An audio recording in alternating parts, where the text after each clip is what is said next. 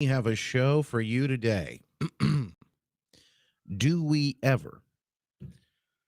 All right, so lots on tap. Big breaking news yesterday. It's been a rough week again for Democrats, a rough week for Whitmer, Benson, Nessel, you name it.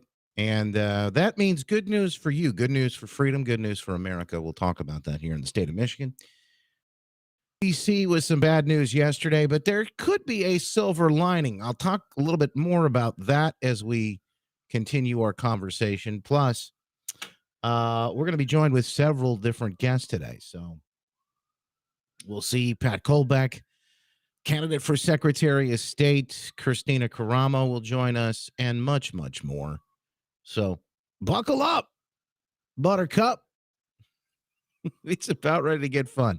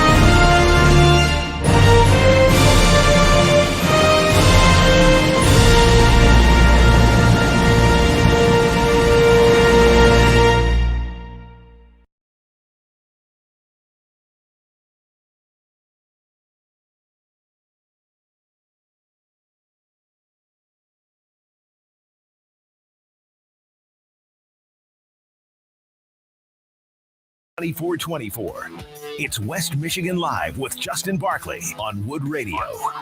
Good morning, folks. We are fired up and ready to go. It's been an exciting week thus far, I can tell you that much. Like drinking from a fire hose, all the breaking news yesterday. We'll break it all down. The things maybe you missed, may not hear anywhere else. We appreciate you for being here with us. Particularly the angles, the context of the story. You may just need to hear that you're just not getting anywhere. Plus, it's a free-for-all Friday. We'll be joined Pat Colbeck, Christina Caramo as a candidate for Secretary of State in Michigan, and some others as we break through some of the breaking news, break it down. News, weather, and traffic. And the biggest stories of the day. We're talking about what matters most in West Michigan and beyond. This is the Big Three. Now today's Big Three. Yes, it is the biggest stories of the day. You'll be talking about these around the water cooler, the dinner table, no matter where you are. These stories are powered by our good friends at Heartland Home Mortgage. Give them a call today. See if they can put a little bit more money back in your pocket. Times are tough. Some things shouldn't have to be. That's why they're there to help. 616-974-9105. You're online at hhmlending.com. Number one. It's a bad news for Michigan Secretary of State Jocelyn Benson. She lost in court again. Strike three for Ms. Benson. Michigan Court of Claims Judge Brock Swartzel acknowledged she was breaking the law. Again, he's ruled that Benson issued a manual in May that violated the rights as poll challengers, thereby infringing upon their ability to ensure the integrity of elections. See, some here in Michigan want transparency. Others want to hide things behind the curtain. And I think you could probably make out who those folks are. The most lawless Secretary of State was ordered to, one, either rescind the May manual in its entirety, two, revise it to comply with his opinion and order, or three, revise an earlier iteration of the manual to comply with his opinion and the order. Those are the three choices. This is the third time, by the way, Benson has been found by a court to violate Michigan election law. Previously, courts have ruled that Benson violated the law when she unilaterally relaxed signatures. Remember when she told folks, hey, you don't have to look at the local clerks. You don't have to look at those signatures coming in on the absentee. I know it's the most absentee ballots we've ever had coming in the 2020 election. And I know that this creates an opportunity for fraud, but you don't need to look at the signatures to compare to make sure that they're verified and valid. Yes, anybody, including my dog, apparently could vote. She didn't have a problem with that. So they said that was an issue, a judge making that ruling back, a year or so ago. Benson also fought to keep almost 26,000 dead people on Michigan's voter roll. Now, why do you think that would be? Number 2.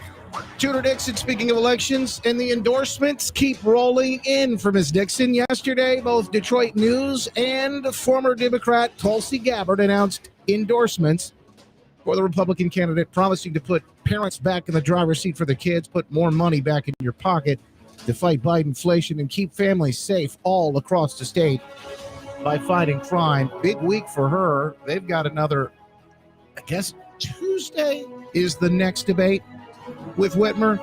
She took a shellacking last time. How do we know it? All the press said, it was a tie. It was a tie. That's how you know she won. And if you watch, there is no doubt the momentum keeps rolling for Tudor Dixon. Yep. Number 3, advisors to the U.S. Centers for Deceit and Confusion. I mean the CDC on, yesterday, recommended adding the jab for kids to the school schedule, or the schedule for children. And that would mean that any of these pediatrician offices that you wanted to go to that says, we follow all the recommendations, we follow the schedule, everyone follows the schedule, we follow without asking any question. You can't ask a question about any of these issues. Well, you would have to follow that if you wanted to be seen by them. It would mean that if you wanted to enroll your kids in school in many states, you would have to follow without question, without any religious exemption, without any medical exemption even. Follow this schedule, including this jab that in Florida, many have said, hey, this is not a good idea. In fact, the Surgeon General there coming out and saying males under the age of 40 shouldn't have it. But the CDC in their infinite wisdom, again, with the cast of celebrity, looked like celebrity Hollywood squares again yesterday, and all the Zoom, and then the people with the masks on Zoom calls. Blows you away. So what does that really mean for you as a parent? What does it mean for your kids?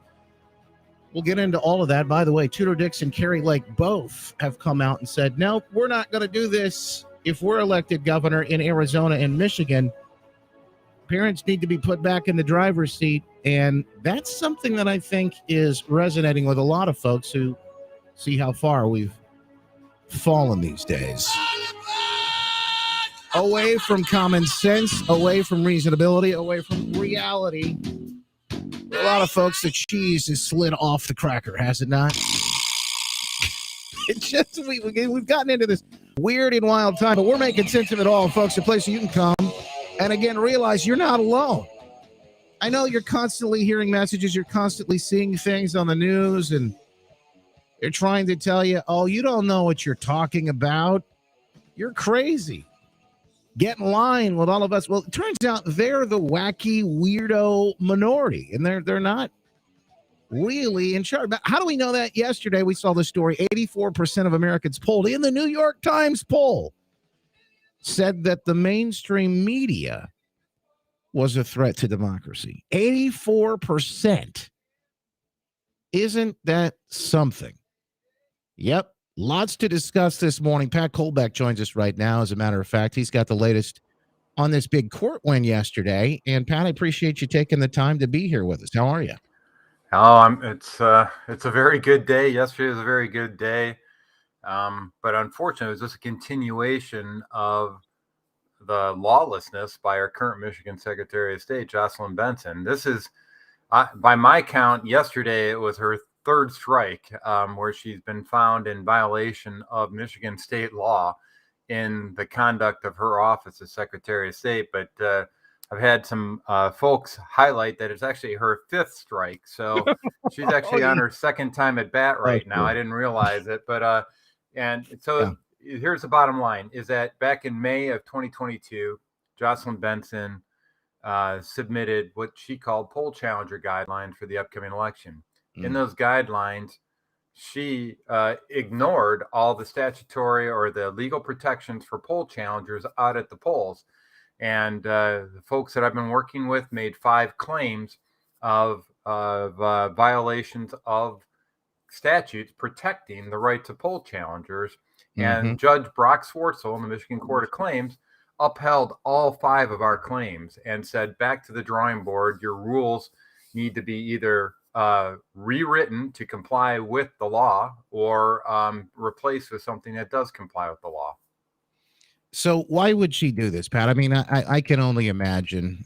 Very similarly with what happened and the absentee ballot signatures told local clerks they don't have to verify. Why it just seems to me like you don't want transparency in the process, and when somebody doesn't want you to, when they don't want you to see how the sausage is made in the back, I trust those places where they make the food right in front of you. Yeah, you can see that. You know what I mean?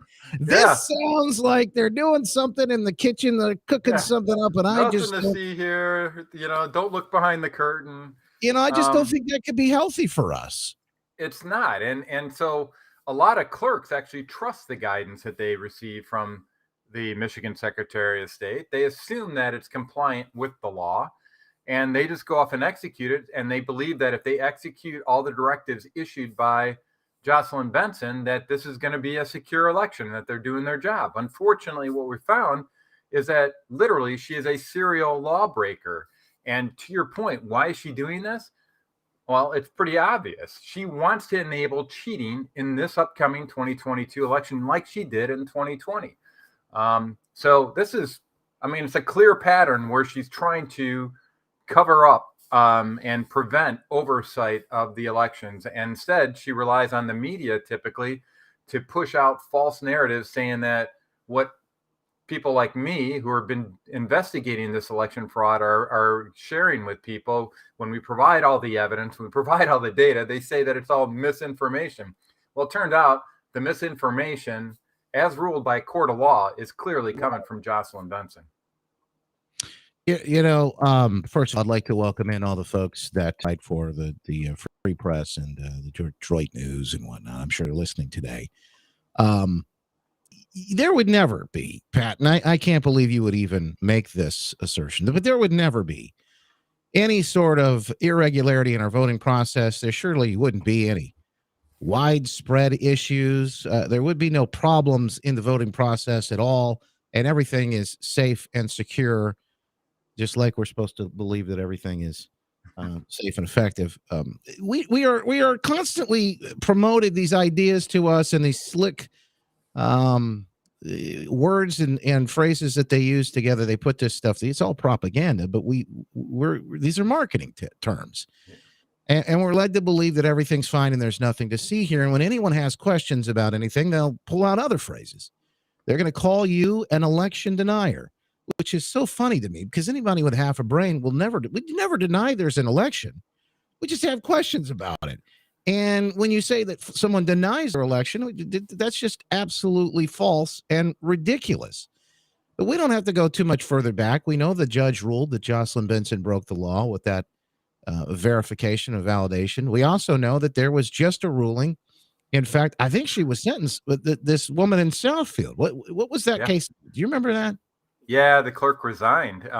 She was caught violating election law, and this was a Democrat that was doing it. She was actually prosecuted, and then she finally resigned, probably giving too much of a black mark to the narrative that it was most secure election in history. Yeah, this was a day ago. This was actually yesterday. There we go. She still presided over the election even after she was found guilty on that, though. Yeah. Oh, the Detroit News covered it. I guess they forgot about this. But yeah, this happened back in 2018, right? Southfield Yeah, clerk Sharika Hawkins. I tell you what, do me a favor. Go back to that Free Press article by Clara Hendrickson and Yep. scroll all the way to the bottom. Okay. We'll see if Because we you can were talking about the media and you're Mhm. talking about their propaganda and you're talking about the cover that they're providing for different stories. And I'm not sure that it's By the way, here. She usually puts can I that. just stop? I got to stop here because this picture, Scott Adams. I don't know if you know who Scott Adams. Scott Adams, brilliant guy. He's the guy behind the comics. Yeah. But he said, "You folks, this right here, this picture right here, and many others is enough for folks to know, no matter what they say or do, that there were problems." When you look at the Detroit TCF Center and they put up the cardboard over the windows and they bullied people that were there watching and told them to leave and forced them out. This didn't just happen in Detroit. It happened all over the country. But this right here is proof that there was something wrong. You don't have a free and fair election when things like this happen, folks. That's not democracy in action. That's something completely different. That's the problem. Yeah. Okay. Come on. Oh, here we go. Right there. This Clara Hendrickson fact checks Michigan Issues and Politics as a core member with Report for America, an initiative of the Ground Truth Project. Guess who funds that? I was going to ask, who funds that? The usual suspects. So these are all Soros-related organizations. And it's in her bio. It's in her bio, and she's encouraging people to donate to these organizations because that's how she gets paid. The only thing that could make this any more clear about where these people stand is if she had her pronouns in her bio. But listen, well, I'll leave that alone. And in the Detroit News is no better. They're just a little bit more secretive about where they're getting their extra money from. So these media types, we need to be asking them where they're getting their supplemental income. Okay, what happens next? What happens next here? They say that the judge gave her 3 different options. I know there are a lot of people that are concerned about the election, and I think this is part of the problem and the issue here is that people are concerned about what happens, where everything goes, whether or not their vote even counts right now. And I know that's part of this process is they want people to be discouraged. Right. But the truth is that folks are working hard behind the scenes. Can you walk us through what have we learned? What is being done right now to protect the 2022 midterm election in just a couple of weeks? Well, first of all, I put together something called Operation Overwatch. And if you go to operationoverwatch.us, you'll see what's involved with that. Back in 2020, all of our efforts at ensuring election integrity were largely reactive. They were mostly after the fact. The good news is now we know how they stole the election. I mean, I wrote a whole book on it, the 2020 coup. So we're pretty confident we know where all the evidence points to on how they stole the election. So the good news is we've got meddling kids all over the country, and particularly throughout Michigan, that are dedicated to documenting and watching for all the fraud we witnessed in the 2020 election. We know what to look for now. We know how to document it. Thanks to court rulings like those from Judge Broggs-Fortsel, we're actually not going to have to go into this election with both hands tied behind our back when we're actually trying to document all this malfeasance. And so there's things like tailgate parties now over at drop boxes. I know the folks out in Ottawa County. You can have Steve Redmond on, I think, soon. He'll be talking about that. We've got folks who have been monitoring what's going on with our voter rolls. We've got poll challengers being trained. We got poll workers that have been deployed. We've got law enforcement that's actively engaged now. Matter of fact, for this Operation Overwatch, we've got 8,000 members of the Constitutional Sheriffs and Peace Officers Association. And the basic message is that if you are complying with the law and you want to see lawful, transparent elections, you're with us. If, however, you decide that you're going to try to go off and do a repeat of 2020 on us, we want to make sure that you know that we're watching you and we're going to hold you accountable. We're better organized than we were before. Not as, we don't have the money that Clara Hendrickson and her friends at the Ground Truth Project have from George Soros. We don't have that. So we can't cover everything that's out there. But I can tell you we're covering all the key bases right now. And I'm pretty confident and enthusiastic about the efforts that people have put forward already here in the state. I'm gonna ask you just to clarify something, because you know that this will be the next piece. But you're not asking people to actually do anything at any of these tailgate parties, because people think this is a good idea. You're just asking them to observe and report correctly. Yeah, that's all they're doing, is sitting back and watching and having a good time. There's no such thing as voter suppression, unless you're an illegal voter, and unless you're dumping in 5 ballots at a time.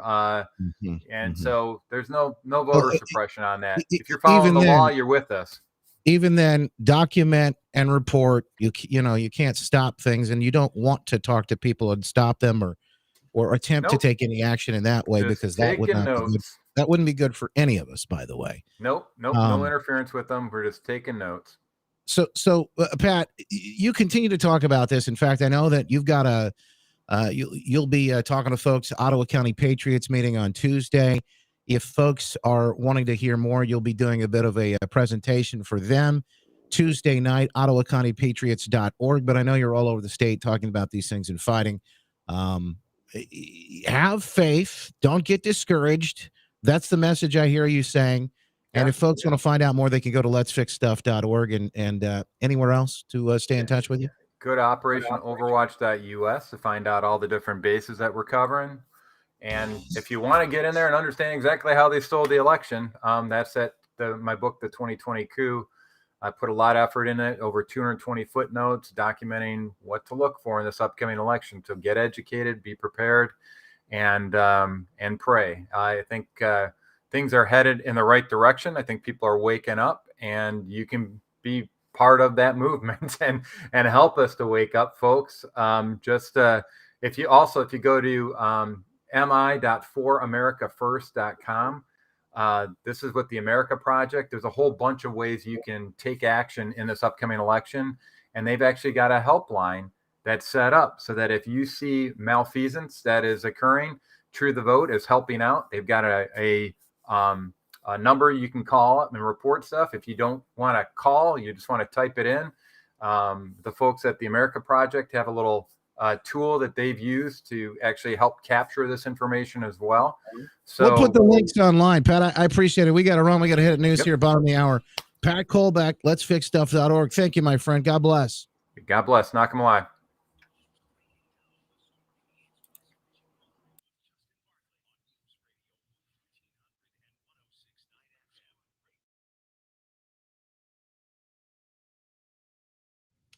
Thank you, brother. Always a pleasure. Pat Kolbeck. Again, he'll be at Ottawa County Patriots. It's on Tuesday. They're meeting. Now, I should mention, and I will, I guess we can go back on the air, but they'll have several folks speaking on Tuesday. You're thinking, wait a minute, Tuesday? That sounds familiar. Why does that day sound familiar? Well, Tuesday is also the day of the second debate, the second gubernatorial debate with Whitmer and Dixon. So not only will he be there, I'll be there too speaking, but you will also be able to watch with a debate watch party on Tuesday, the second debate with Whitmer and Dixon. That'll take place on the other side of the state. Featured speakers include Pat Kolbeck, Ryan Kelly, Nancy DeBoer, Keith Den Hollander, Turning Point USA representatives. Did I say Ryan Kelly? Let me make sure I got that in there too. So lots to discuss, lots to do. And folks, we continue our conversation in just moments. Stand by. Back after this.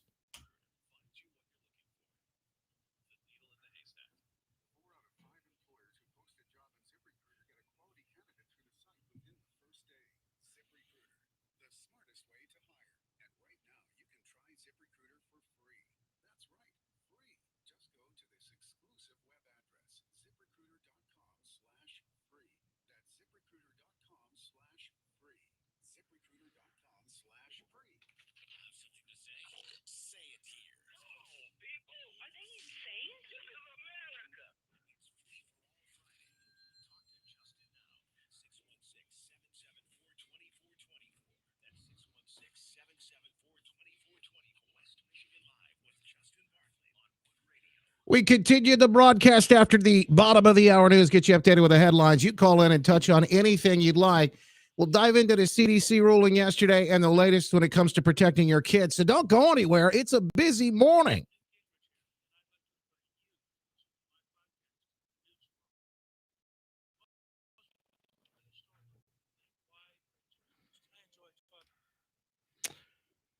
All right, folks. Let me check. I think we got Maya here. Let me just check on her setup here real quick. Maya, good morning. Can you hear me? I can hear you. Can you hear me? Yeah, it sounds like you sound pretty good there. Can you give me a countdown just to confirm here? 10, 9, 8, 7, 6, 5, 4, 3, 2, 1. Sorry, I'm losing my voice. Oh, that's okay. That means you're doing something right. You're out there probably speaking up. So Yeah. we appreciate that. Hang on one second, Maya. I'll be right back with you. Thank you. I should say good morning to some folks. I haven't done that yet. Hey, we had a great conversation last night. Good morning, Ruth. Ruth is checking out YouTube this morning, it looks like. Good morning, Sandy. Good morning, Jessica. Good morning, Pam. I guess we're back on YouTube. I thought we got kicked off for a while, but I guess we're back. We're back. Well, I'm sure today's show will fix that. Whoa, good morning, Sherry. Good morning, Mary. Appreciate you being here with us. Jane, Ladina, Michael, Pam, and many others. Al, Jim, appreciate you all being here with us. To check on the Rumblers this morning, too. Rumble. Rumblers, Faye, good to see you, Lady Blah Blah. Go AF, Jeff Gladson, Brumbies, Charmaine, 1769, Gary. Such a time as this. Tom, always learning. Let's see. Dutch gal. Did I say that yet? Tanya over on Getter. C. McCracken. Jackie Hart. Red Radical Realtor. Sheila. Mickey. Doug. Good to see you, brother. Hope you the road's treating you well. Bum, bum, bum, bum.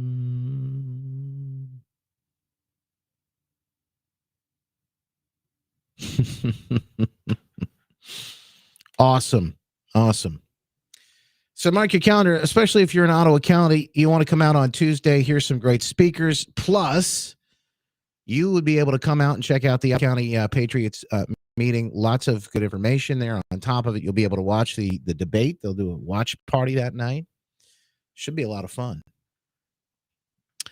Give me a second. Hang on. I'm going to change some things around in the studio. I've got to switch something. Stand by. I'll be right back.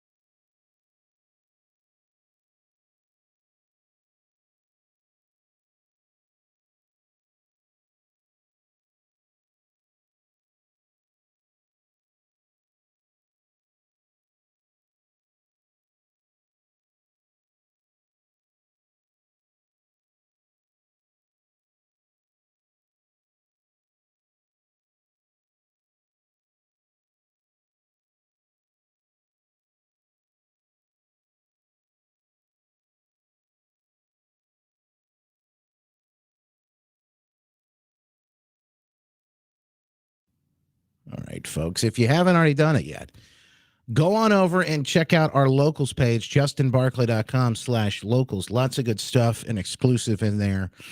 We got good things, and for the members, we're going to be doing a lot over on locals because Facebook every day picking up steam. Every day there's something new. All of the social media sites are constantly saying that. Now, I don't know if you saw this about Twitter. Apparently, Elon Musk taking over soon, firing 75% of Twitter employees, and they're talking about this like it's a bad thing. Sounds like he's cleaning house. Who knows what's happening next? Of course, there's people that say, and I don't know if I trust Elon. Who knows? I get it.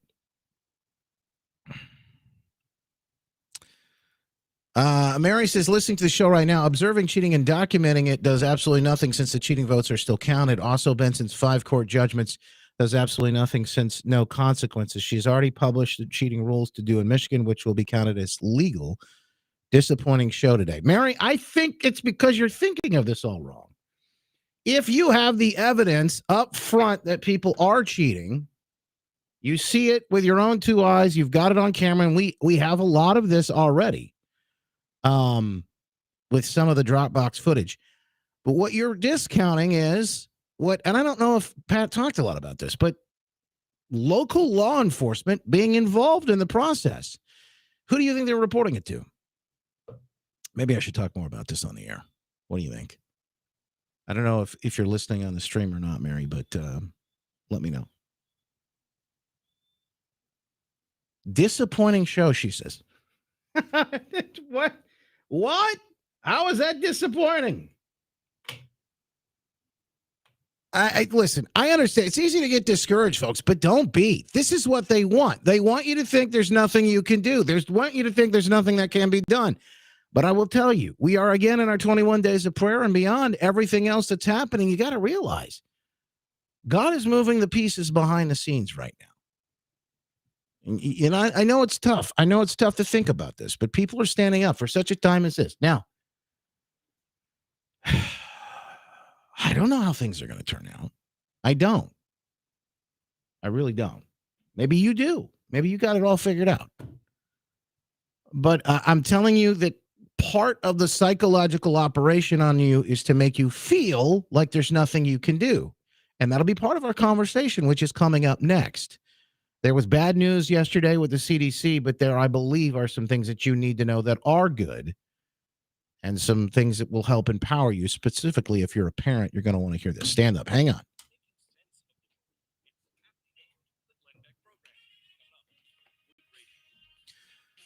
Yeah, you could join the program at any time, a free-for-all Friday.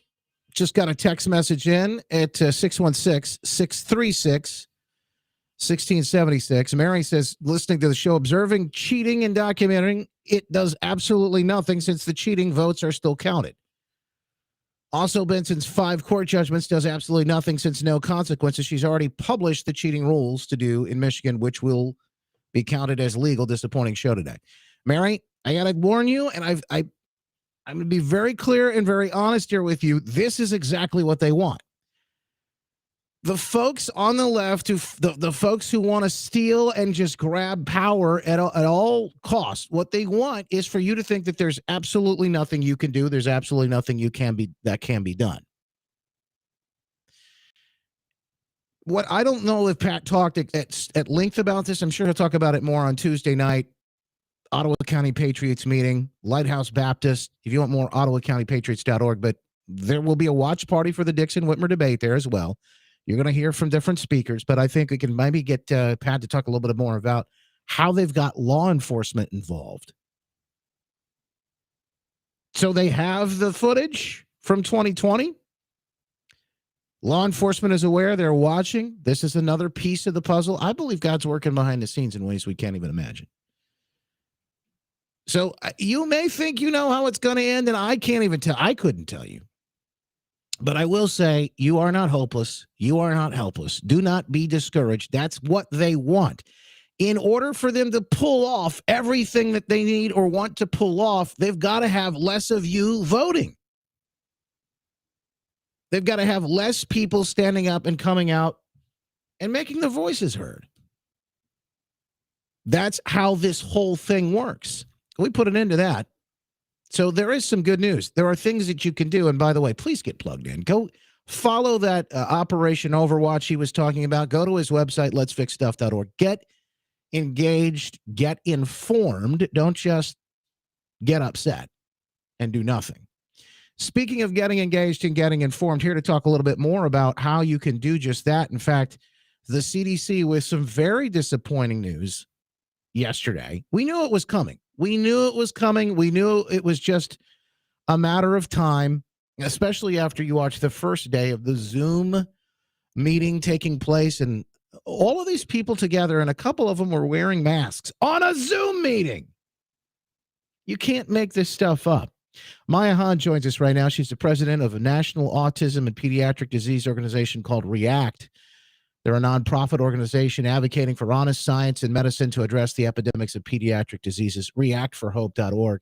Maya, I appreciate you being here with us today. Thank you for taking the time and to walk through this.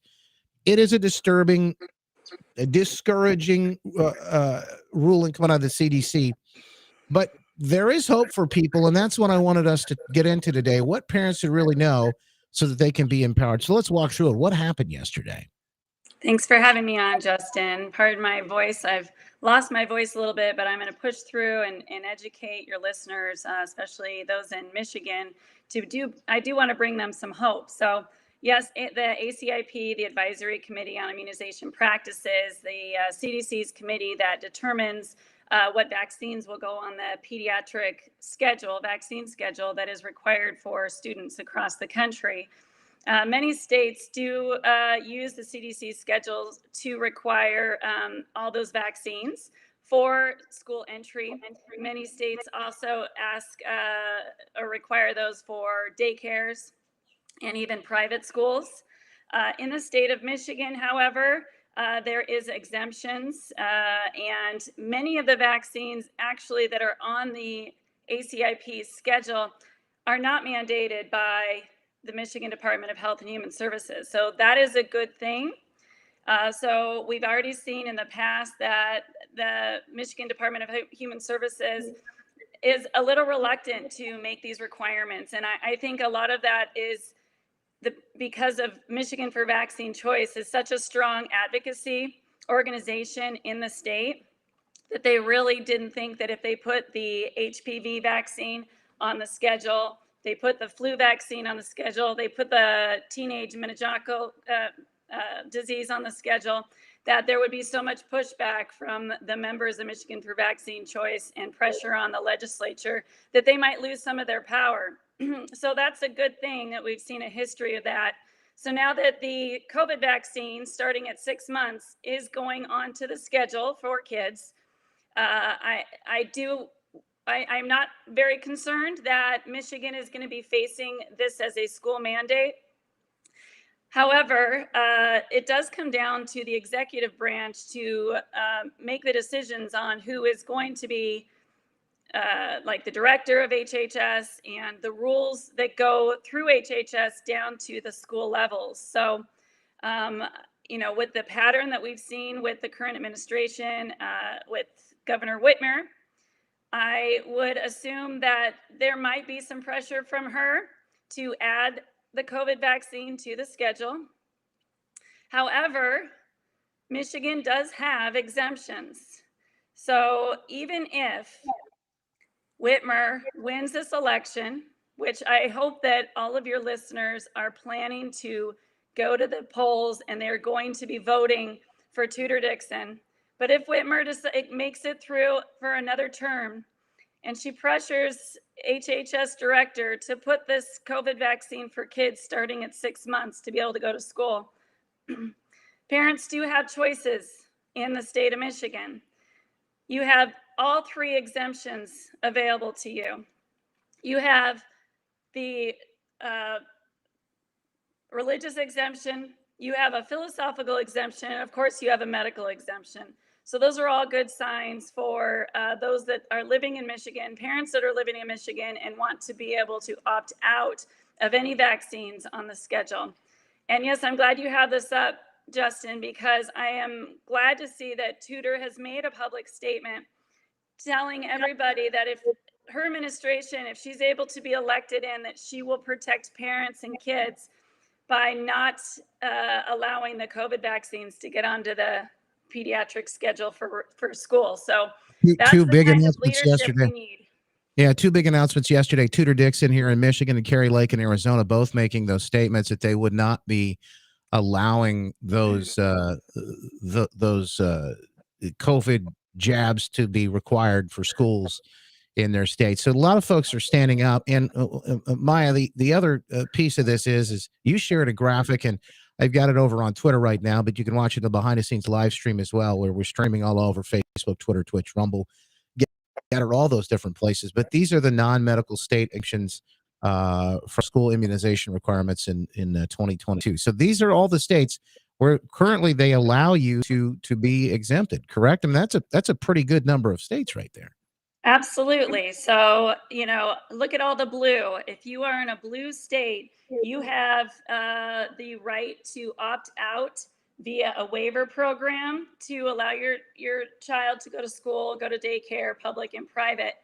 Unfortunately, states like California, New York, Maine, Connecticut, West Virginia, and Mississippi they do not allow religious or personal exemptions, and they have to go through a medical process to get a waiver out of those. So I am concerned for many of those children in those states, that those families, if they don't have the means to homeschool, they don't have the means to move out of those states, that those kids have been lined up to be injected with this pharmaceutical that is shown to be very dangerous.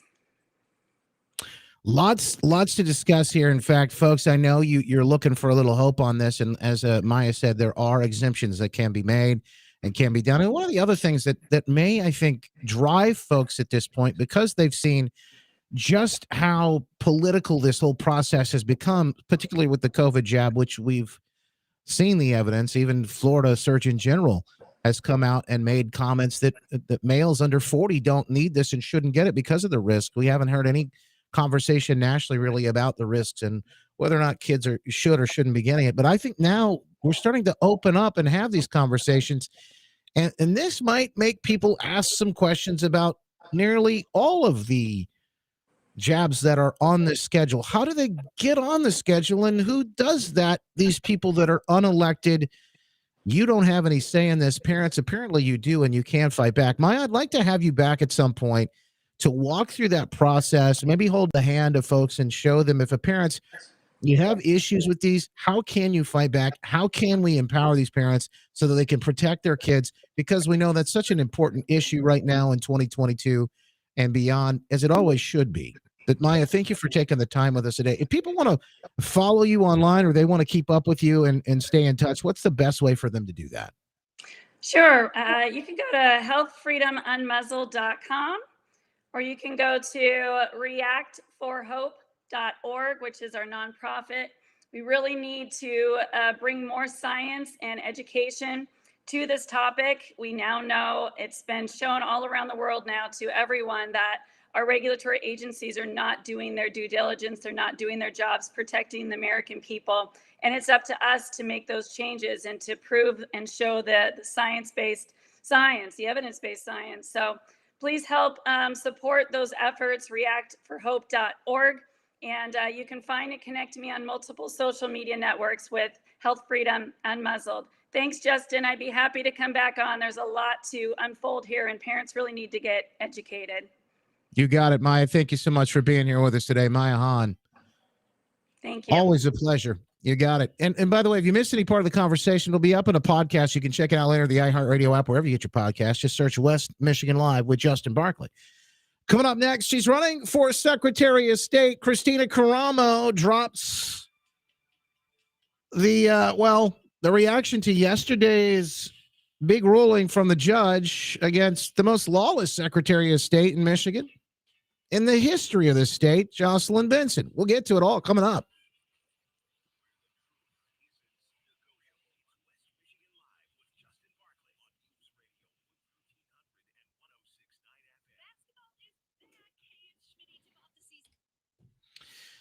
All right, folks. Another great point there from Maya.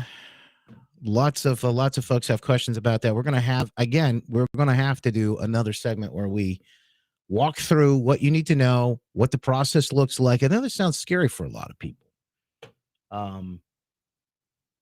But I also believe that this type of thing is opening the eyes for people more and more. You're telling me that with COVID jab, and COVID is done, but now it's going to be required for kids to go to school? This is I think a lot of parents are saying, wait a minute. So what? And then they could require boosters every year too.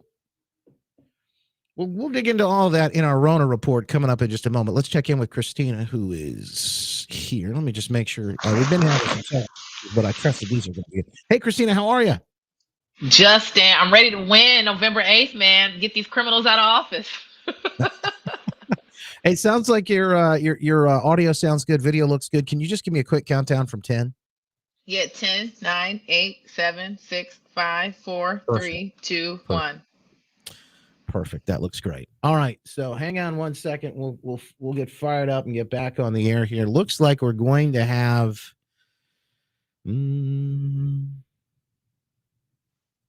probably like 5-6 minutes. I wish I had more time because this is such a big deal. We did cover this in pretty good detail with Pat Colbeck earlier, but I want to make sure you had a chance to come on and talk about it, Christina, because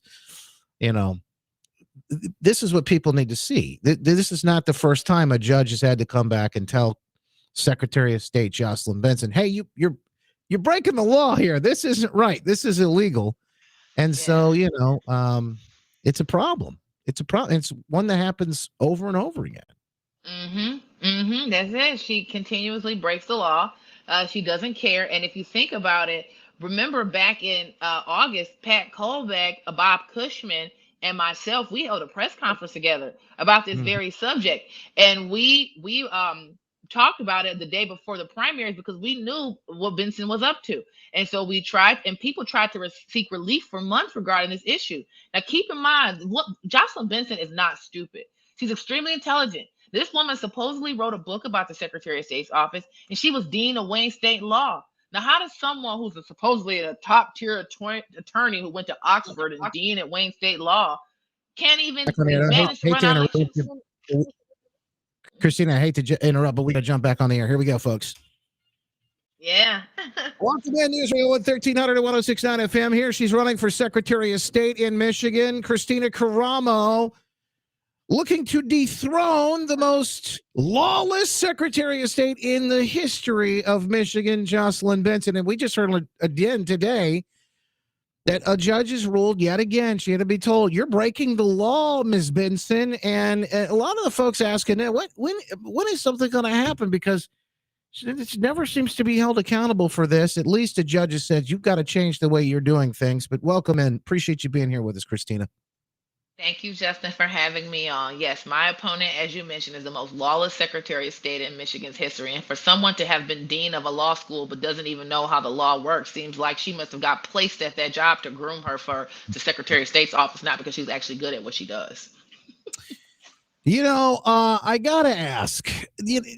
I don't care who you are, a Democrat, an independent, a Republican, and I think folks are coming out all across the board to vote for the alternatives this election, particularly you, Christina. But you want transparency in the process. We want to know how the sausage is made. I said earlier, we want to see what's behind the curtain or what's behind the cardboard that's blocking the windows at the TCF Center.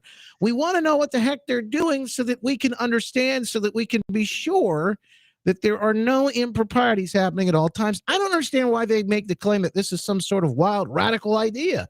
This is common sense. You know what? To your point, Justin, let's clarify also what transparency means. It means increased citizen oversight. Our elections are inextricably linked to our freedom. It is the only way that we, the people, maintain control over our government. No other way. No other way. And also for folks who may be skeptical, people, and I know it's going to sound a little out there, but it's just the truth. People have committed the worst atrocities known to human history in the name of power. Why wouldn't there be dishonest people who would seek to cheat in an election? So we have to secure our elections with the understanding of how critical they are to our freedom. And my opponent has consistently shown to be a dishonest and corrupt individual. And this person has been her fifth slapdown. In addition to the fact she's spreading false information, claiming there'll be violence and disruption on election day. Now, here's the thing, Justin. If there's going to be violence and disruption on election day, and there's these people claiming election workers that she claims, where are the police reports? Who are these potential assailants? If I was the chief election officer as Michigan's next Secretary of State, and there are individuals threatening our clerks and threatening violence and disruption, we would be contacting the Michigan State Police. We would have police reports filed, and these potential assailants would be investigated. I wouldn't just make claims on TV with nothing substantiated with. So either she's lying or something worse. So this is what we're up against. And I don't care, like you said, what your political affiliation is. We cannot stand for this. Irrespective of party, we must have secure elections. Christina Caramo is with us right now. By the way, you can go get a yard sign. You can donate. You can help Christina in this effort as she campaigns all across the state. I know you've been releasing videos called Benson's Dirty Deeds. People can watch that series as well. ChristinaCaramo.com is the website if you'd like to get on and find out more about how you can be a part of this. Christina, somebody just said, I know that folks are feeling discouraged. And I said, this is part of the reason what we're trying to do. They're trying to keep you discouraged. They are trying to make you feel like there's nothing you do. You're hopeless and helpless. What do you say to people that are thinking and feeling that way? And I understand that, but what do you say to those folks? What's happening behind the scenes? What can they do to join the fight? And what do they need to know to make sure that we continue to push to make sure that we have safe and secure election? Because it is a matter of national security, as you made a point. Yeah, what we need people to do is the last thing, to your point, we cannot get hopeless and despondent. We cannot. What we need to do is work harder. Because if you don't show up to the fight, you surely lost.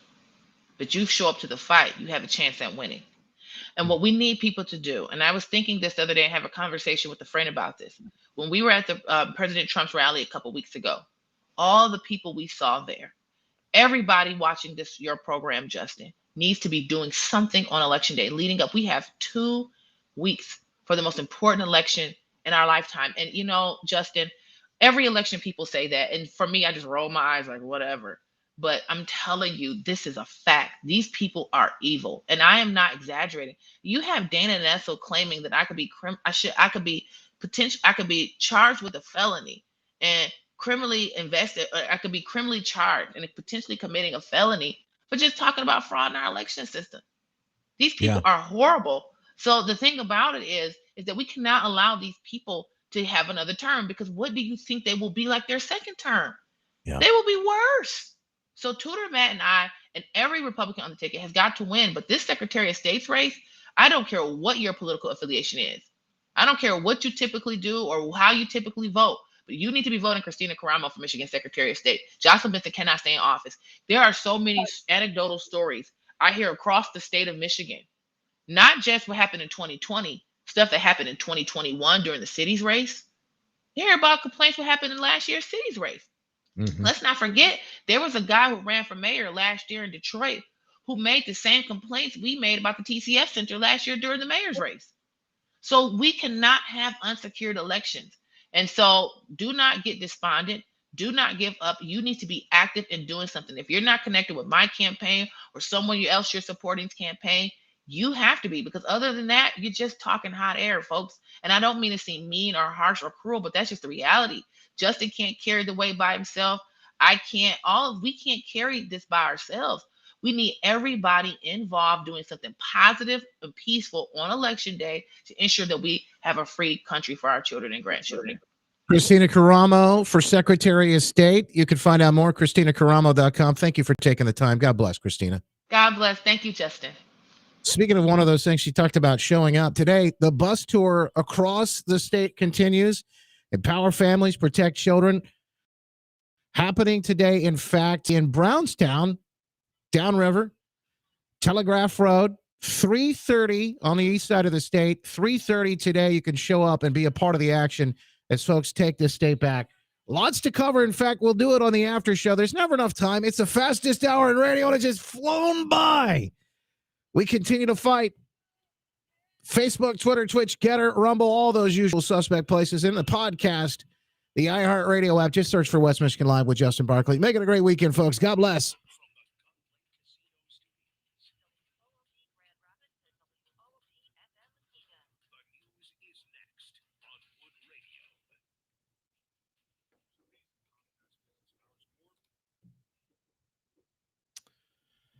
All right.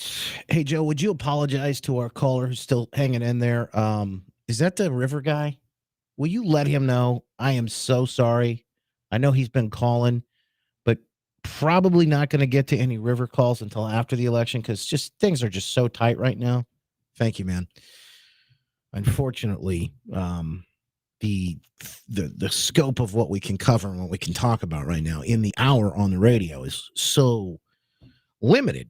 And you should see all the people that want to get on. And I want to get other people on too. And we're doing our best to make sure we can. In fact, if you have school board candidates, if you have county commissioner candidates, if you have folks that, that are running for some, even dog catcher, we need to get them on. We want to get them on, and we're doing our best to make sure that happens. But please have them reach out. They can email me. Go to my website to get that email address. But we will be doing our best to make sure that we talk to everybody. It is such an important time. They really do. They need their voices need to be heard. So we'll do our best to make sure we do that. Hang on, folks. We are about to click a couple of buttons, and we'll get this after show on the road. Lots to discuss today.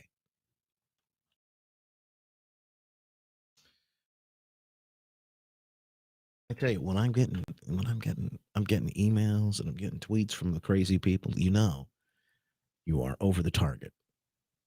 You are over the target, folks. All right. Democrat arrested for voter fraud. What?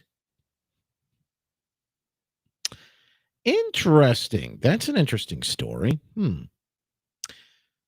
Elon Musk firing 75% of Twitter's woke workforce. We'll get into that too today. All right, let's kick this thing off. Get the show on the road, shall we?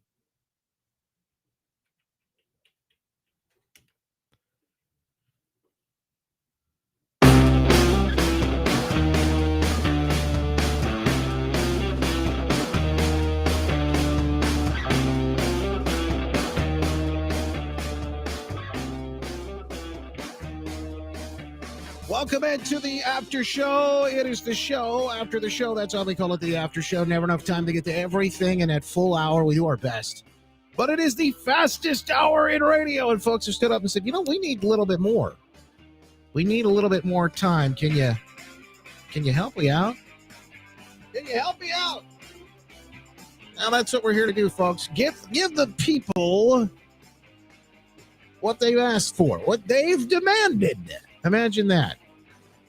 This is the wildest thing nowadays. There's a group of people that say they know better for what you want and what you need. There's a group of people that say that you don't know what you need. You don't know what you're talking about. Only they can help. Only they have the answers. And then there are the people who I think who better are to really to discover and discuss and work through those answers than the actual people themselves. That's what it's all about, folks, as we take this country back, take our state back one by one. Day 4 of our 21 days of prayer. We got to do that before we get out of here, too. If anybody wants to pray, please let me know in the comments. We'll get you on, of course. You can join us in that conversation. I want to thank you for joining us today. And if you'd like to, Patriot Switch, our big sponsor for today, folks helping you make the switch. We know that people are every day making the switch. Over 2 million monthly shoppers have already said, enough is enough when it comes to the woke. I saw a video yesterday. Guy walks through Target and he goes through the bookshelves. Have you seen the kids' bookshelves? It's propaganda piece after propaganda piece, extremist content and material on these shelves. It's just wild to look at it. So anytime your kid goes into one of these stores, this stuff is constantly being pushed on them.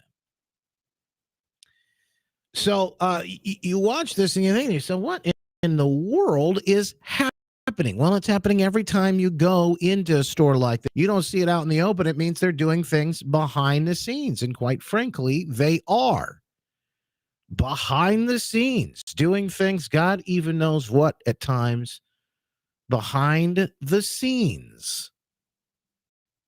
They are funding these crazy causes.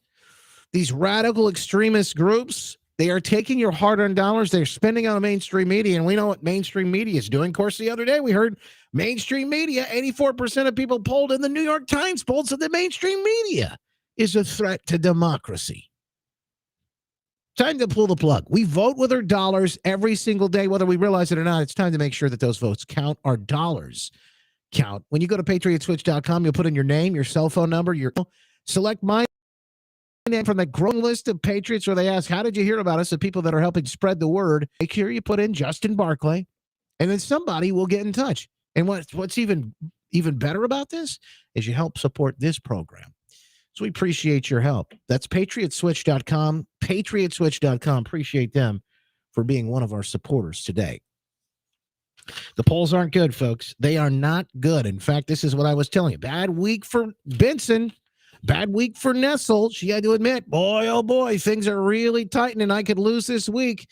Bad week for Whitmer. And then she's got a debate next week. Folks, this thing is heating up. Here's a new poll showing 90% of voters are worried about the economy and inflation. That's probably the biggest issue nationwide. Here in the state, it's parental rights, it's the economy, inflation, and it's crime. Those are the top three that I would look at. If you go out nationally, and this is just gut, by the way, but I'm looking and I see the data too, but the other piece is the border. I think it would go with crime, lawlessness, the fact that we're not actually keeping the law. Election integrity, probably big piece of that as well. But the biggest poll right now, 90% of voters are worried about the economy. Yeah.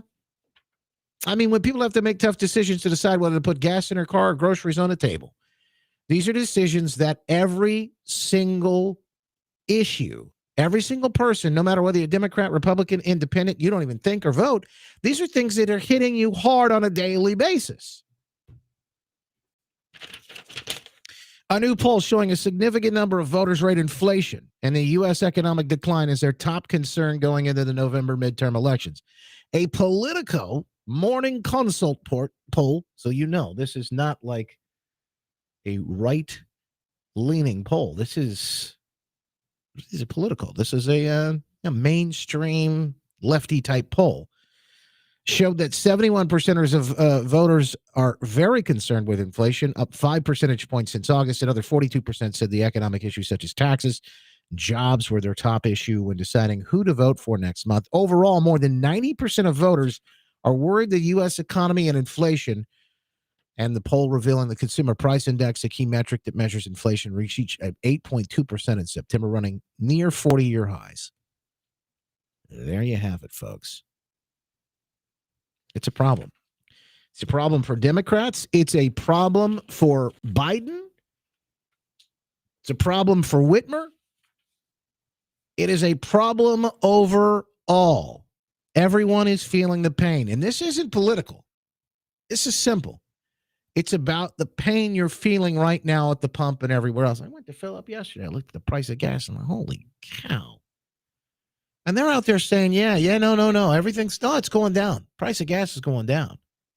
Not far enough. I don't know about you, but I'm still paying $4.20 a gallon. After the election, we talked about this yesterday, after the midterms, and they stopped the drawdown of the strategic reserve. We're going to continue to see that gas price go up. We're going to continue to see it ratchet right up, and especially if Republicans win. And I explained why Biden is doing that behind the scenes yesterday. Very interesting conversation. Go back and listen to the podcast and you'll get into all of it. They are fed up, folks in Arizona. It's happening all across the country. Matter of fact, CBS talked to voters in Arizona yesterday. They are fed up. Fed up with Biden. Fed up with Mark Kelly. Joe Biden, the worst president ever. Mark Kelly does nothing for the state. Look at gas, look at economy, look at the border. This is the big issues there. But people are feeling the pinch all over right Joe now. Biden's the worst president ever, man. Why? First of all, look at gas, the economy, the border. We got fit. No, he doesn't care about it. He doesn't care about America. Again, all you have to do is say, are you better off now than you were 4 years ago when I was in office? Wow. And the answer would be a resounding no. That's a great point. Are you better off now? And he was talking about Trump running again in 2024. Are you better off now than you were when I was in office? Hey, this guy is a political master, man. Holy smokes. He's absolutely right. Now, you know that campaigns pay people millions of dollars to come up with strategies like this. And this guy in Arizona with the beard, whatnot, just sitting back in the hole in the wall, he's got it nailed. You know why? Because he's the average guy. He can tell you what people are saying on the ground floor. Are you better off? I think that's effective for right now. Are you better off now than you were 2 years ago? 4 years ago? Are you better off today?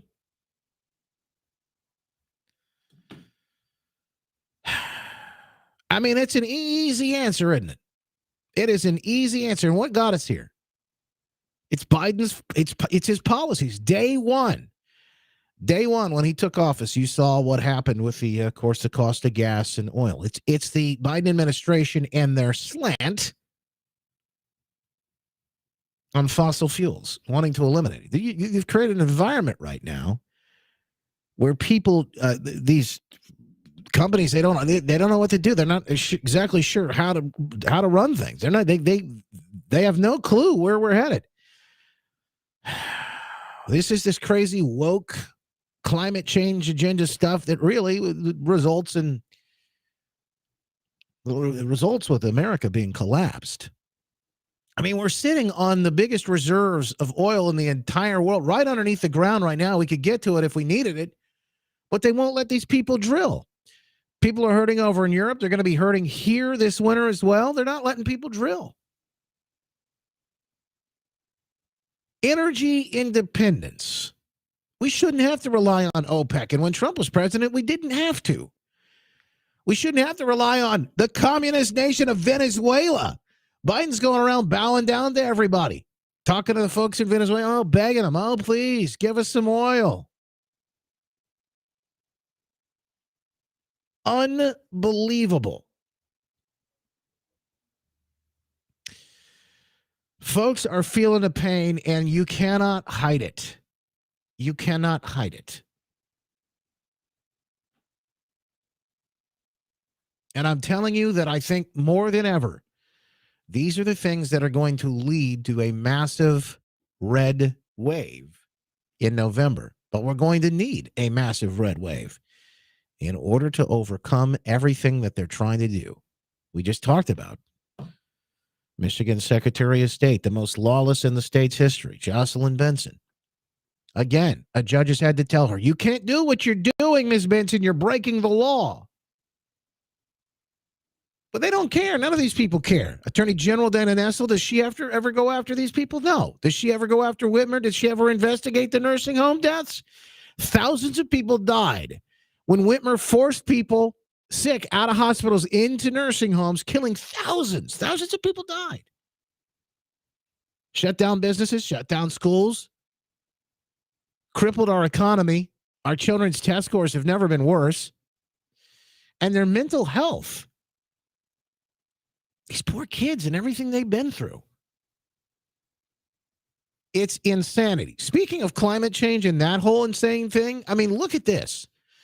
Protesters, how about this story? Protesters glued themselves, their hands, to the floor of a car exhibit. This is something. They have glued themselves to the floor of a car exhibit. Volkswagen, I guess, is the exhibit. Is this in Europe? This has got to be Europe, because this is the only kind of crazy. This is a European kind of crazy. I don't know that you see this type of thing happening in America. We'll investigate. Let's dig in a little bit further. They've glued themselves, their hands on the floor. I don't know, what are they doing? Protesting some sort of climate issue. Yes, this is in Germany. Wolfsburg, Germany. They're protesting at the Volkswagen exhibit. Fahrvergnügen. Why are Germans so angry? Every time I read the German language or a name or hear it, I think it just feels like they're angry. But so they have glued themselves, and then guess what they've asked for? They've got a special request now that they've glued themselves to the floor. Their special request is for bowls. Bowls for their bowels. They'd like to empty their bowels and their bladders, apparently. I'm not going to read all this because it's too much. But the folks now they're mad because the folks at Volkswagen decide they're not going to bring them bowls. Why would you do that? You people, you made your bed or your toilet, and now you have to sleep in it, so to speak. The protesters with Scientist Rebellion began the protest on Wednesday, but they didn't plan for what would happen once they needed to use the bathroom. These people, again, proving once and for all, they are not the sharpest knives in the drawer. They are not the brightest bulbs in the batch. But these are people like, I don't know, Greta Thunberg, who are out there trying to tell us how we should shift and change our entire economy. And it's all fun and games, folks. It's all funny. We laugh at this. But these people are having a dramatic impact, a devastating impact on the world. And there are people in Europe that will die this year because they don't have the natural gas. They don't have the fuel to heat their homes. They're going to die. Blah, blah, blah. And it's because of these people, these politicians, and these wackos have been listening to some 12-year-old autistic girl who, God bless her, really doesn't know anything about anything in the world. Blah, blah, blah.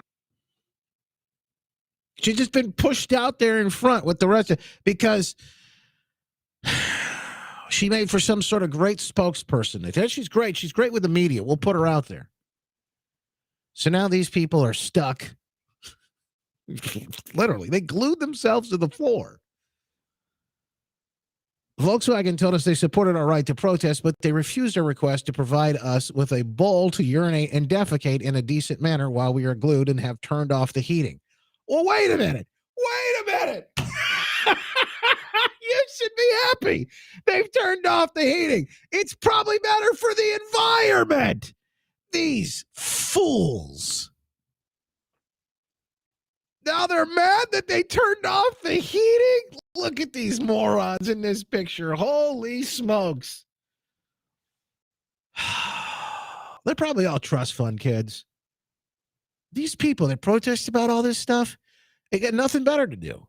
Lives are so good, they got nothing better to do. They're not going to die.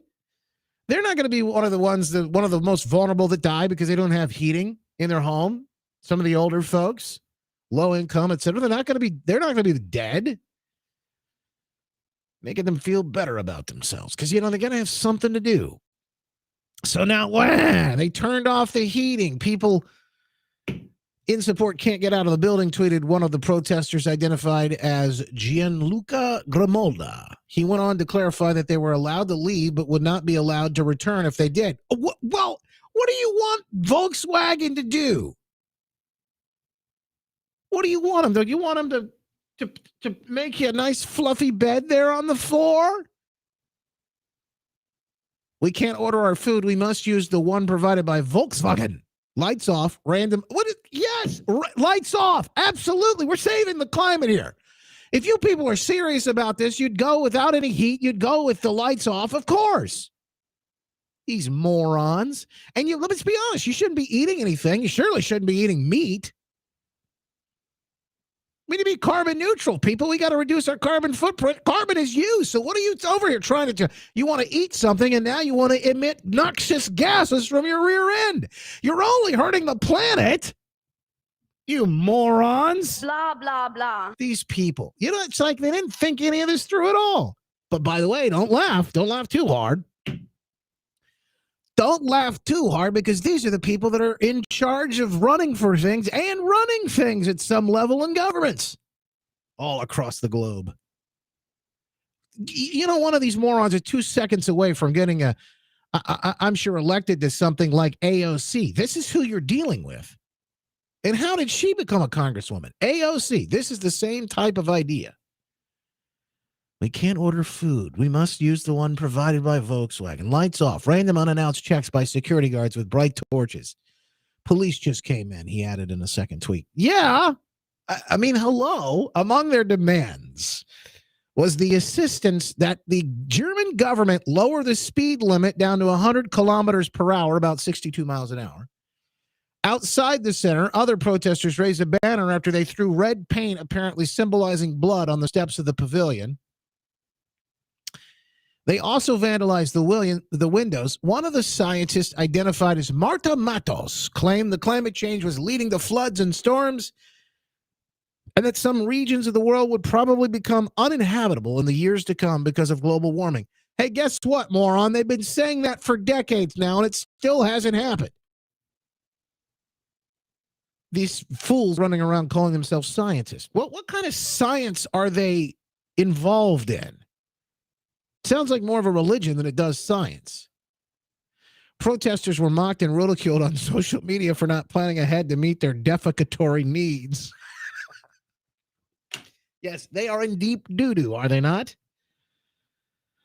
It was unclear how this man was able to tweet while his hand was glued to the floor. There's video. Do you want to watch the video? Oh, my gosh. This video has to be just pure. It's got to be just pure magic. There's some of the blood on the steps. Yeah. Oh, these poor protesters. These poor protesters. Here's the video. Let's watch some of this here. Actually, let me make it big screen for you. Big screen so you can see the whole thing here. Who knows what we're going to hear and see here. So I am warning you. Oh, so she brought her own white lab coat, and so now they're smearing stuff on the windows. These people, these are probably all rich, elitist, trust fund babies. Here's the protests. So they're putting stuff on the windows, yada, yada, yada. All right. Do they throw blood on the steps or paint? Oh, yeah. This is so avant-garde. Oh, so edgy. Im März, April veröffentlicht worden ist, nur noch zu erreichen, Farfignogen! wenn die CO2-Emissionen mindestens 8% pro Jahr abnehmen. Can we just have a bowl so we can defecate in here? 9! There will be no bowls or your bowels. 2020 sind die CO2-Katastrophe ausbrechend. This is all Wir outside, by the werden way. mehr Nothing on the inside. Extremwetterereignisse haben wie im Ahrtal mit 150 Toten. Wir These werden mehr morons. Hitzewellen haben mit 100.000 Toten jedes Jahr in Europa. Well, I don't know how it works in Germany. Maybe they've got free speech. But you don't have the freedom to throw paint on stuff. You don't have the freedom to vandalize things. And you certainly don't have the freedom to glue yourself to the floor. That's just dumb. How do you get this? Well, it's very simple. It's parents at some point not disciplining their kids and the kids getting all crazy, going off to indoctrination camps or schools. I'm sure they have the same issue over in Germany and probably even worse. Sherry, I see your comments. I think there's some folks in Facebook land that think they're being censored. It's possible. Facebook is definitely on the roll. But there you have it. Say no to bowel bowls, Rochelle says. It's a clown show. Where's the clown music? Yeah, it is kind of like the January 6th show, Clown Circus. It's kind of like a... Oh, these fools. Fossile Energien töten auch schon heute Menschen. 80.000 Menschen sterben jährlich an Farfignogen! in Deutschland. Das heißt, in den letzten 3 Jahren Sprechen mehr Sie Menschen an Balls? der Luftverschmutzung gestorben in Deutschland als an den Nein! Hat dazu einen Endpunkt bei Oh my goodness. What in the world? Look, I would laugh a lot harder if this stuff wasn't actual, like if it wasn't really dangerous. You know how we got to this place, specifically in Germany. You know, the Trump actually went to Germany. Do you remember this? I believe it was for NATO, and he talked to these folks, and he said, you know, you people are going to be up a river without a paddle very soon with all this gas stuff. Now, I don't know if you remember, this was...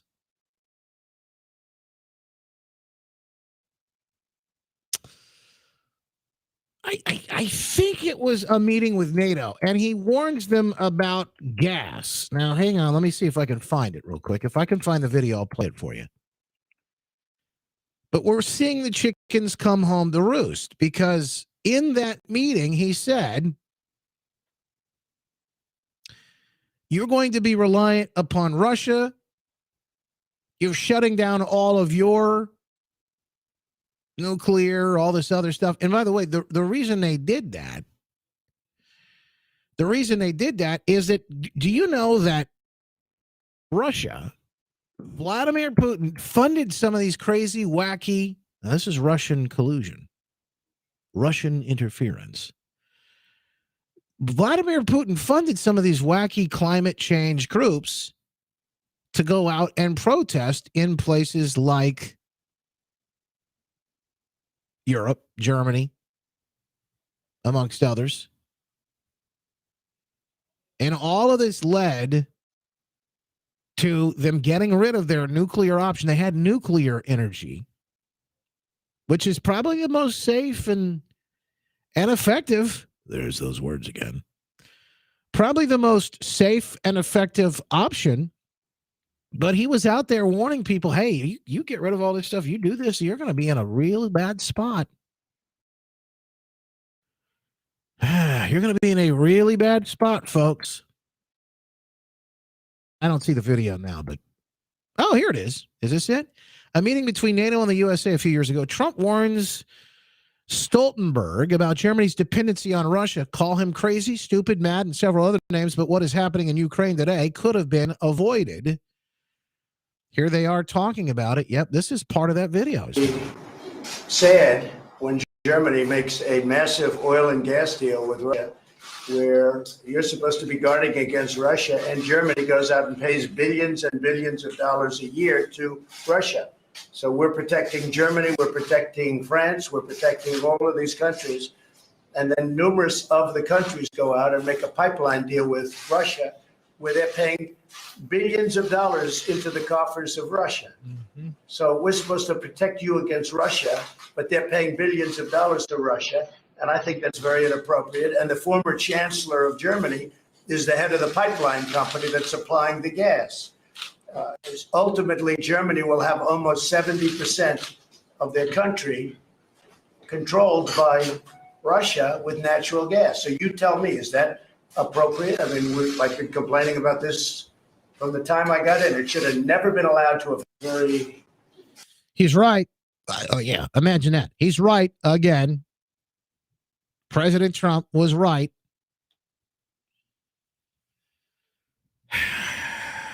And by the way, people are going to die. They're going to die. I know it's kind of funny to look at these climate people, but all of this, as I mentioned, Putin funded it. In fact, some of this climate stuff Putin funded, Hillary Clinton fell for. Let's see if we can get Putin funded climate. Let's see if we can get some of this. Oh, the Washington Post. The bogus allegation that Putin is funding a California yada, yada, yada. Putin's useful idiots. How U.S. climate extremists.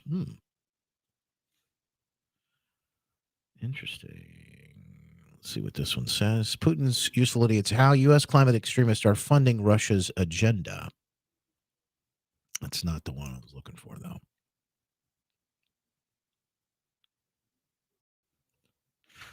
Putin's oil-funded war and climate security.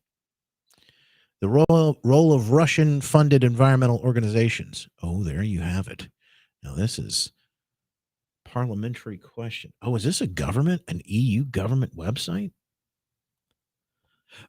Wow. It's recently come to light that environmental organizations operating within the European Union have, to a large extent, been a cover for Russian lobbying aimed at weakening the EU economically and making member states dependent on Russian energy sources. Wow, wait a minute.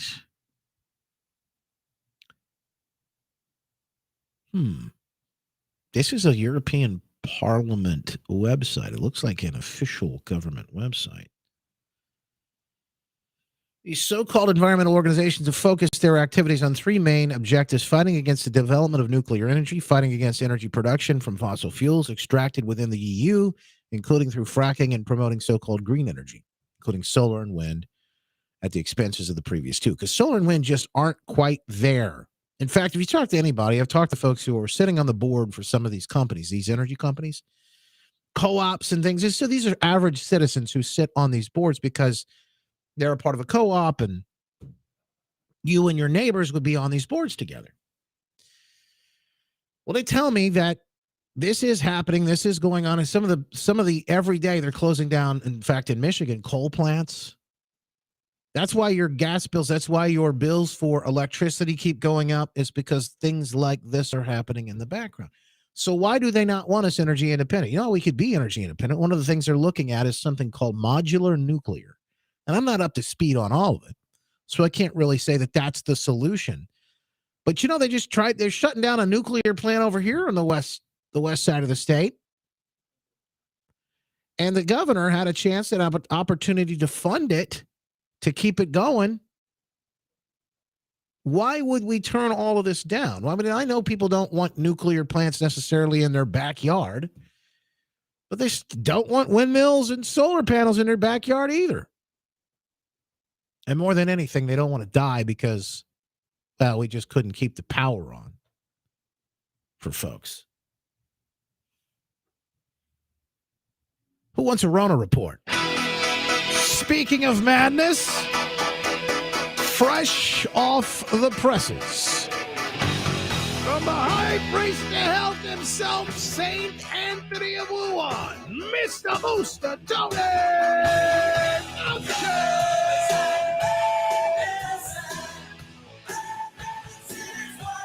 Patriots saint of the pandemics. He's got to be so excited today.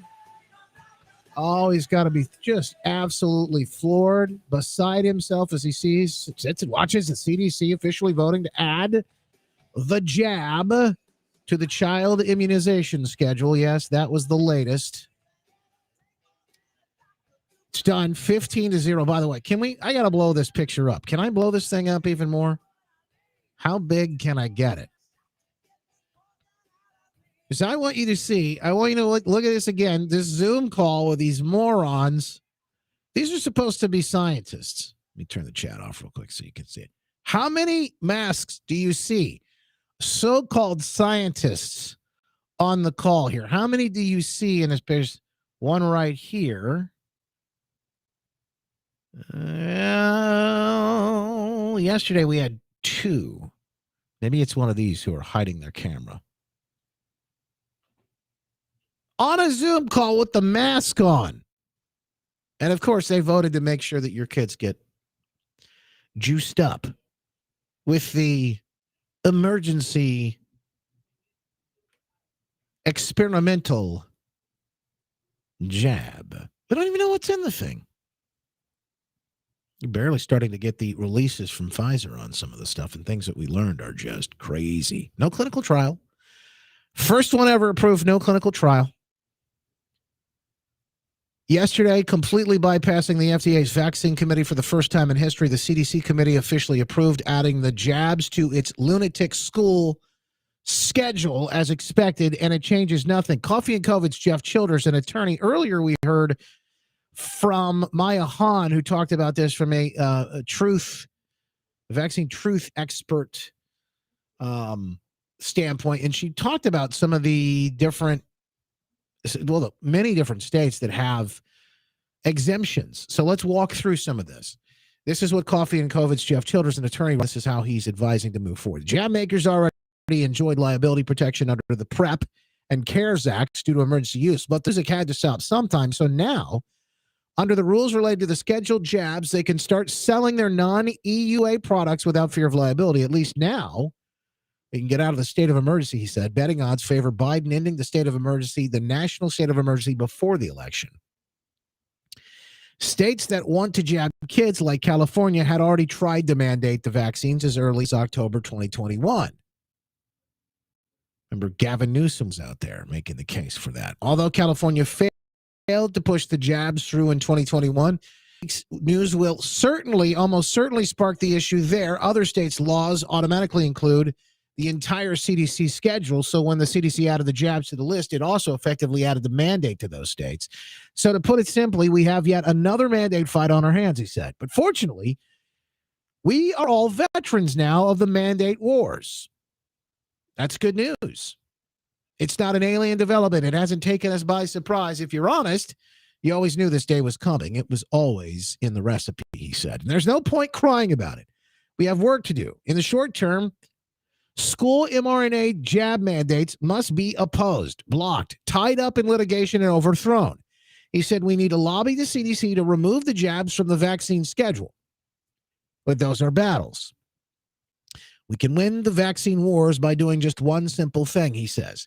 This objective is the final hill in the enemy's HQ. It's Hitler's bunker. Pharma has a sole point of failure. It's an Achilles heel, an exposed port on its Death Star, he says. If we can capture this objective, it will all be over. We need a federal law removing vaccine injury liability shields. Imagine that. How things would change if these companies weren't all of a sudden immune, pun intended, from liability.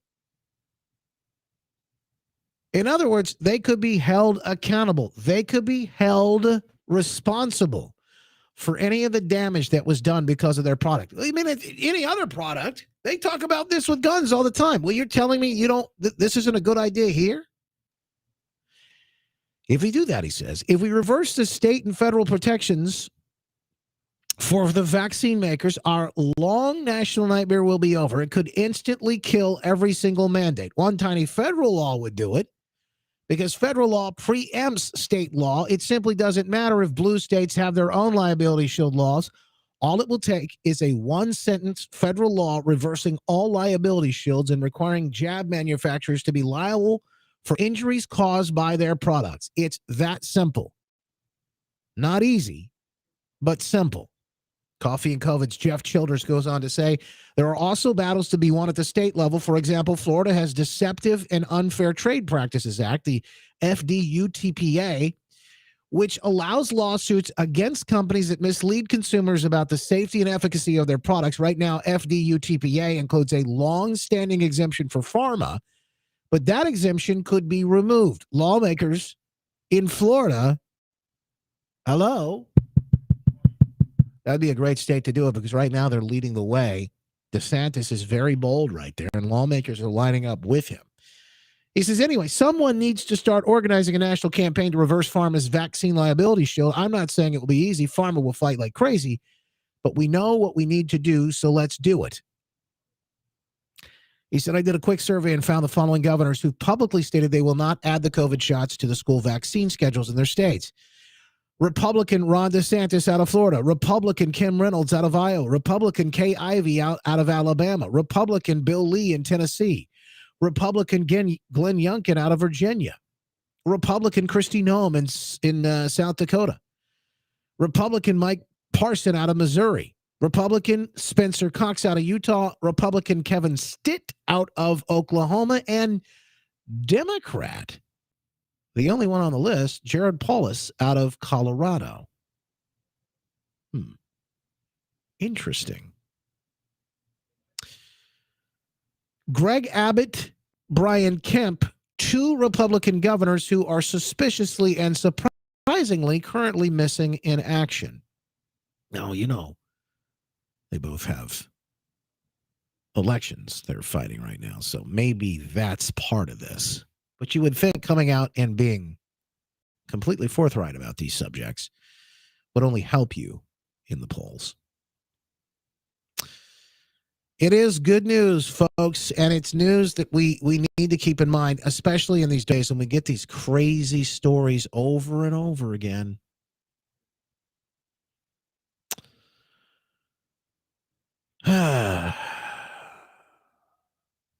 According to the experts, thank them once again, after 2 disastrous years of COVID pandemic policy, the U.S. now depressingly leads the world in consumption of another big pharma product, antidepressants.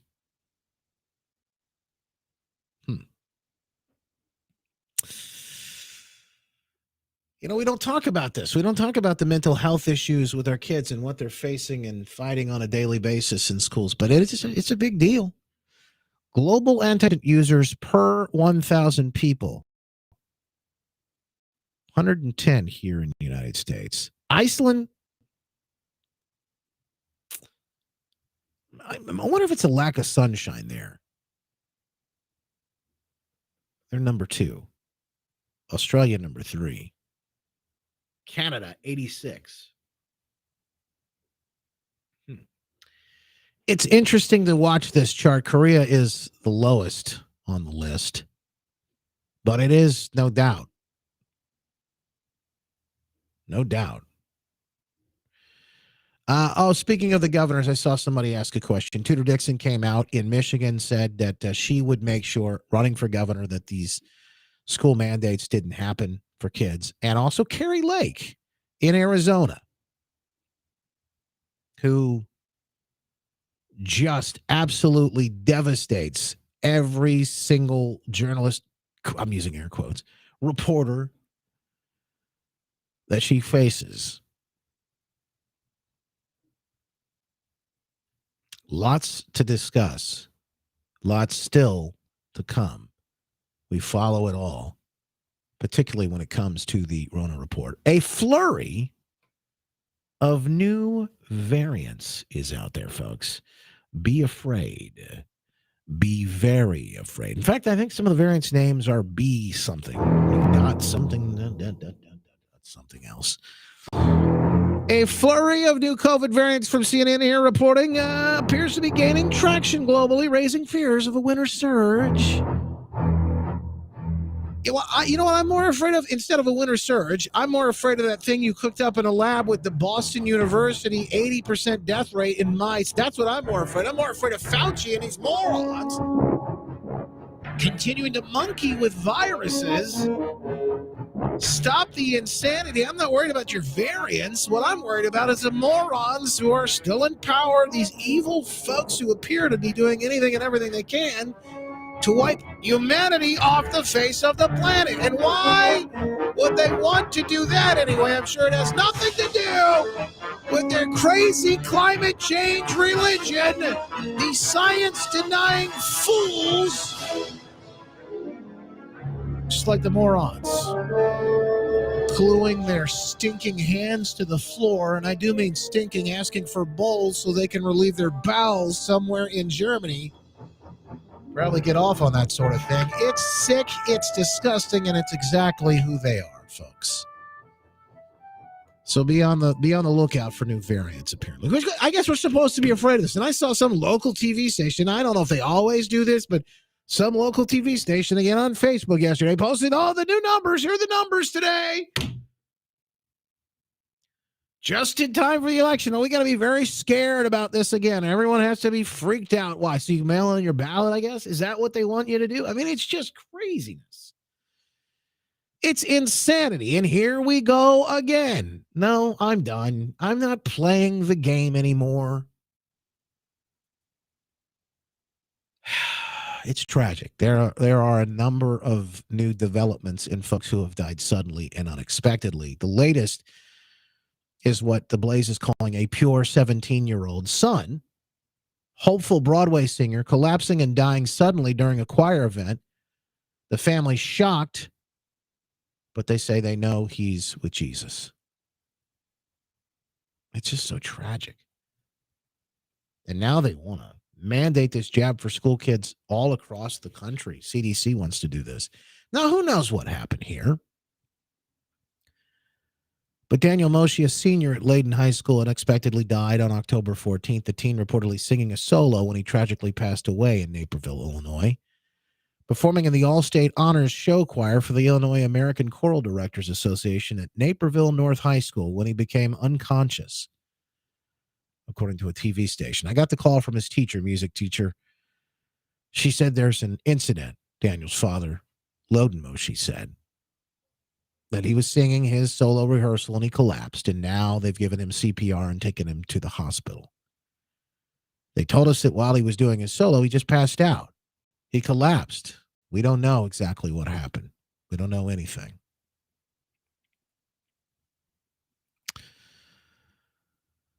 The mother said she dropped off Daniel at the high school there last Friday, but didn't notice anything peculiar with her son. Actually, I stopped by Starbucks right over here where he grabbed his macchiato and his sandwich.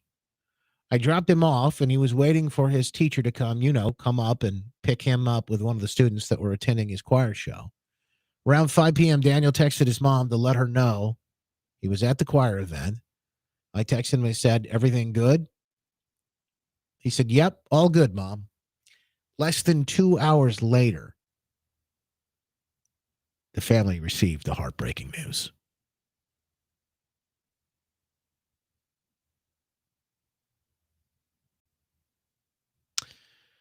The mom says, "We came home Saturday morning. I received a call from the coroner's office. They said, I'm reaching out to you to let you know that there was nothing wrong with your son. His organs were all healthy. His heart, absolutely nothing wrong with him."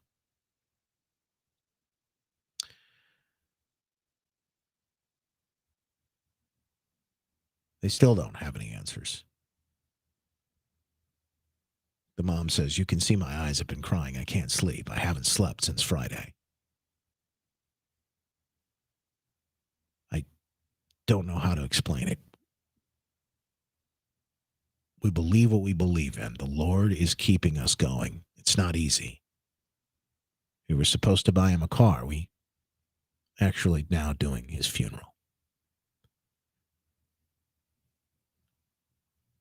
He's with Jesus.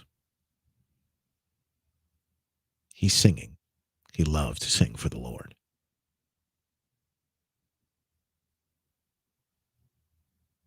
Such a tragic situation, and I wish I could tell you it's the only one we've seen or heard like this. But it's not. Athletes, student athletes, young people, and other issues that they're having, collapsing strokes, things like that. I mean, it's not an abnormal thing. 17-year-old Daniel Moshe loved to sing, and his talent for it was undeniable. It's an honor to see my son sing to the Lord, praise him. It was an honor also that I was playing for him. Daniel's father, Loden, would sometimes accompany his son on the piano. Those days have now come to a tragic end. On Friday, the Leiden High School senior died after performing during a very special choir workshop event at Naperville North High School. He was singing, they had dinner, and he was just fine. And they told us that while he was doing his solo, he just passed out. I can't imagine. Anybody that's lost a child, I can't imagine what you've been through. I can't imagine what that's got to be like. I don't want to think about it. Pray for that family. And folks, I pray for many others that are going through similar losses and issues. We just don't have any answers. One thing I know is it couldn't possibly be related to whatever you have questions about. Don't let that creep up now, folks. This is all just a coincidence. A tragic coincidence. Day 4 in our 21 days of prayer. You know what's at stake. It is our young people. It is the future of this nation, the future of the state. It is their future that we're fighting for.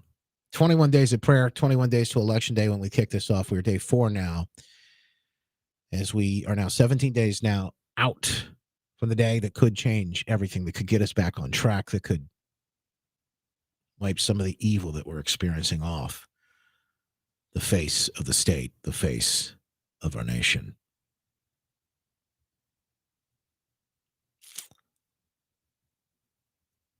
Let's pray for today our kids I know we're praying for people to do the right thing, that would stand up, that they would fight the good fight, whether that they are parents at school board meetings or parents running for school boards. Maybe there are people that are deciding that they're going to run like a parent, like Tudor Dixon. Just decided, I've got to do something. Got to take a stand. Got to run. Got to get involved. Let's pray for those folks. Let's pray that God would move across this state. He would move across this nation, because we need it. Folks, we are so close to the edge. So close to the edge. I don't want to look over the other side sometimes.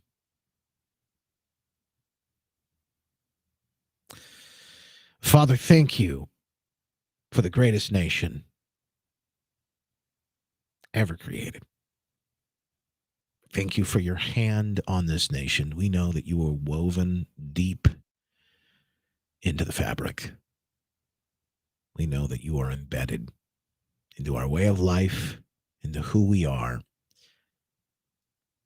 And this nation can only be great because its people are good. We know that its people are good because their hearts seek to follow you.